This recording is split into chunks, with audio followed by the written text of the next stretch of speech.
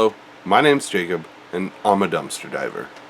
Dumpster diving can be a great hobby. It can also be a way to get some luxuries that you couldn't afford otherwise. It could be a great way to save a lot of trash and other things that's headed for the landfill and not contribute to how wasteful we are as a society. I'm going to share with you a few tips and tricks that I've picked up over my time dumpster diving. Now keep in mind, the only thing you need to dumpster dive is the will to do it.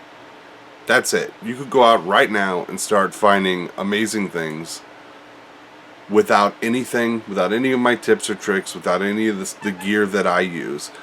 All you need is the will to do it. So let's check out a few tips and tricks that I picked up along the way.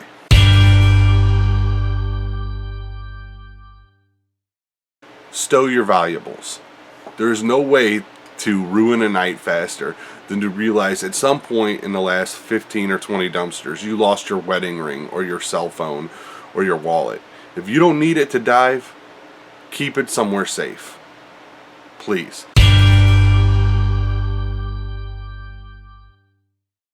And this is just a golden rule for dumpster diving. Leave the area cleaner than you found it. A point I'll touch on a couple times in this video is, at least for me, my goal is to never let the employees know that I was ever there. And if we go around just leaving big messes everywhere we go, they'll take more action against us, and that would mean destroying merchandise before it goes into the dumpster, locking the dumpsters, making local authorities or security aware that we've been snooping around. The goal is to not have anybody know that you were ever there. So even if you didn't make the mess, if you show up to a dumpster, take a couple minutes, toss a few things into the trash. Leave it cleaner than you found it.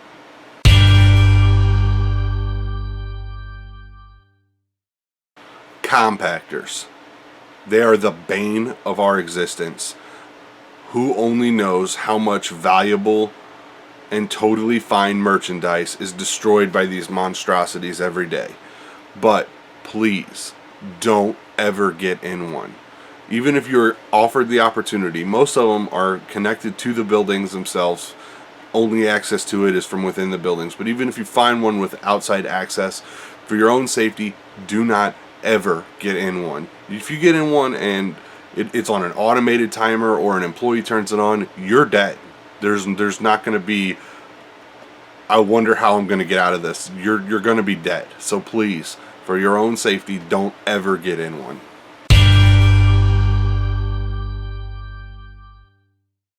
Scout the area for so many different reasons.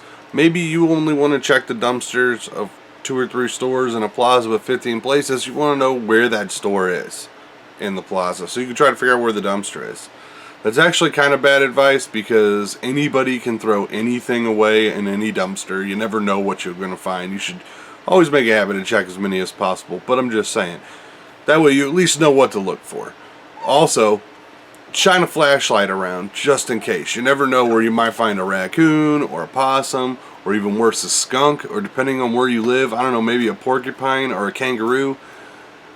Or, I mean, there might be a guy smoking crack or shooting heroin. Just look before you especially if you're going at night, just look around before you just dive in, leaving your bike or your car unattended, maybe unlocked, maybe even running. Just look around first.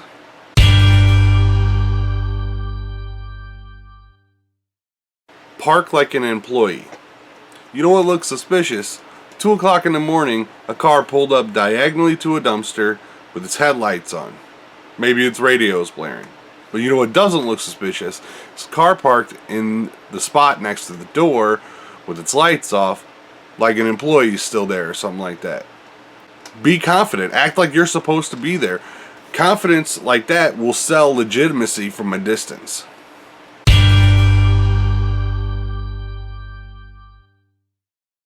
Get to know the trash schedules. I keep a logbook. As you dumpster dive more and more, you'll start to notice when the dumpsters are empty and when they're full. And knowing when trash day is and when they throw their stuff out the most will help you execute more efficient trips.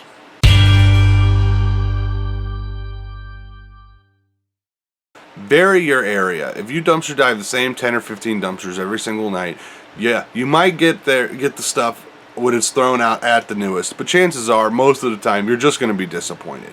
If you go out and you do like one stretch on a Wednesday and you want to go again on Thursday, don't do the same stretch. You're probably not going to find anything. Go do another whole stretch of places. Wait 3, 4, 5 days if you can, unless there's active divers in your area you're in competition with or something like that. Let the stuff build back up and you'll have more successful trips.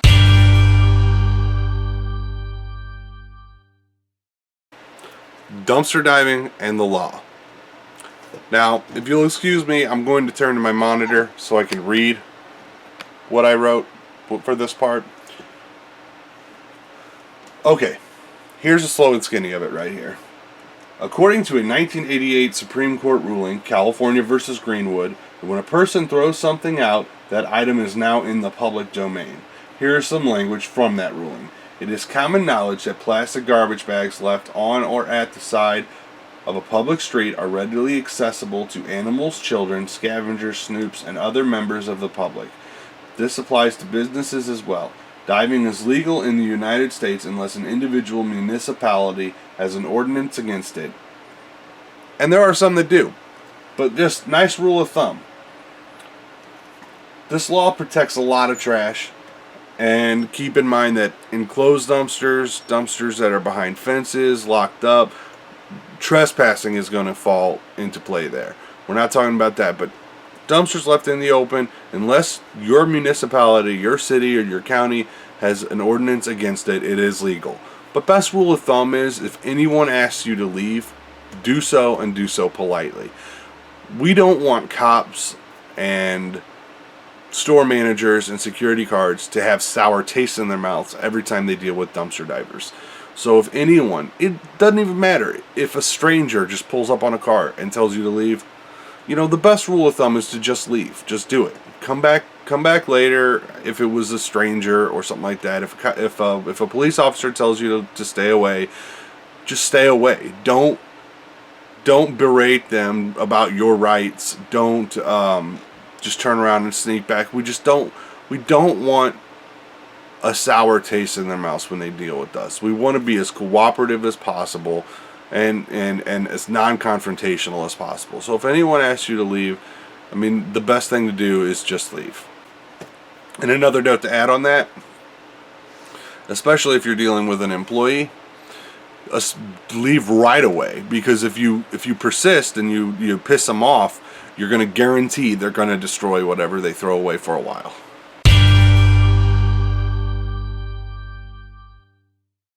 And be careful of taking food, especially if you live in any area where it's hot all the time. Be careful taking any type of food out of dumpsters like that, because sometimes grocery stores have been known to use chemicals to cut down on flies. Normally those are posted, but still just be very careful. Be sure you clean, disinfect anything that you get, and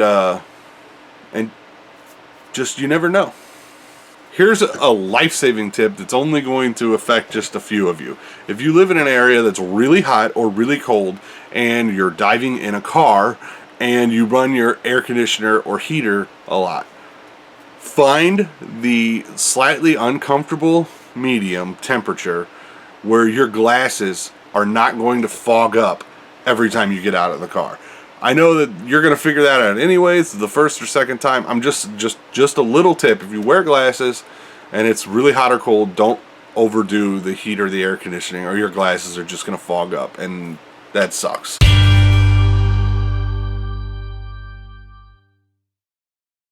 Day versus night. Now, some people will swear by either day or night. They say it's better. As I've said, don't want the employees to know that I was ever there. So I don't like going during the day because I will encounter more employees. At night, there's going to be a higher police presence because there's less people on the roads, and you're driving around parking lots in the middle of the night. It's going to draw their attention to them, but I'm fine. I don't have warrants out for me or anything like that, so I can deal with the police presence. If that's an issue for you, then maybe you should try day. But I find more success diving at night. I can get in and out. I'm like a fat Batman. I'm in and out of the darkness.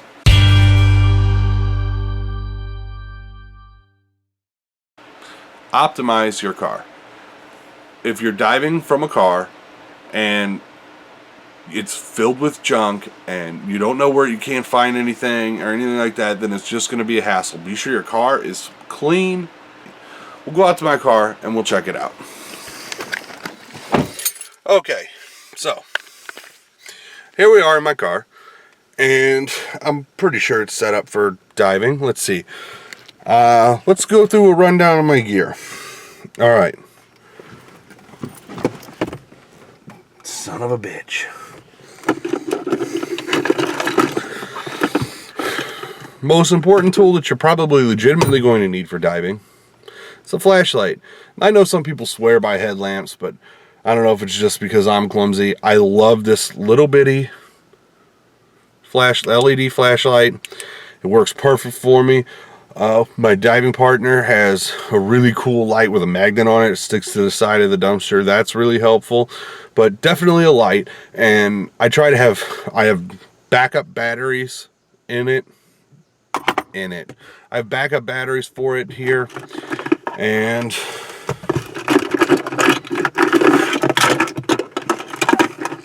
I also have a backup light, which just happens to be a headlamp with no band. But anyways, so good light and backups and spares for that light. Let's see, right here, Velcro to my door, I have a little knife. Sometimes you need to cut away bags or ties or something like that. So that's there. My window's down, I can just reach in and get it. I dive with my camera here, the one that you can see on. And I also have dash cam. It's the holder's broken right now, so that's how it's there. And it just came on. Let me turn that off real quick. Turn off. Alright. I also have in here tote bags. You know, you get especially something like CVS or something that's going to have a lot of different small stuff that's just empty in the dumpster. You want a bunch. I carry like 5 or 6 of these. And then I also have this little bag right here, which I don't keep readily accessible normally. It has plastic Walmart bags in it and extra gloves. I have a pair of like grip gloves for just using all the time, and then down here in my door you can see that I have latex gloves for anything that might be exceptionally nasty. Alright, what else? If you dive with a partner, walkie-talkies. I can be a lookout. We could separate, we can cover more ground. Walkie-talkies are awesome. So I have those. In my glove box, I have hand sanitizer and a container of wet wipes, because dumpsters are nasty. You're going to get stuff on you. Sometimes you don't want that stuff to stay on you all night. Right behind my seat here, I've got a first aid kit. I cannot recommend the first aid kit enough because, as I said, dumpsters are nasty. If you cut yourself or something like that, you don't want that bacteria to just sit there for hours until you get home. And it's a pretty complete first aid kit, all kinds of different stuff. Here I have my logbook, Praise Gibbers, with spare memory cards and pens, and then we write down how good we do on what days and whatnot, so we can build an efficient schedule. Let's get out of the car here. One thing you definitely need in a car where you're dumpster diving in: air fresheners. Just because. Common sense. 2 of the best tools a dumpster diver can have. See, here's dumpster diving stuff just in my car. They always cut balls, so they ended up they're still here. I need to throw them away. My hook. I bought the hook head separate, and it's extendable 4 to 8 feet. It's extendable to 8 feet, so I can reach stuff in the back. And my grabber.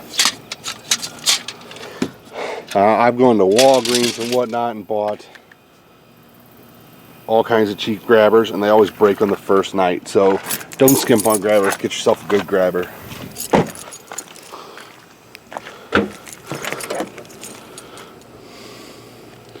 Just leftover dumpster diving stuff in there is all that's in there right now. And let's see, you should always, when you have time, put stuff in the trunk.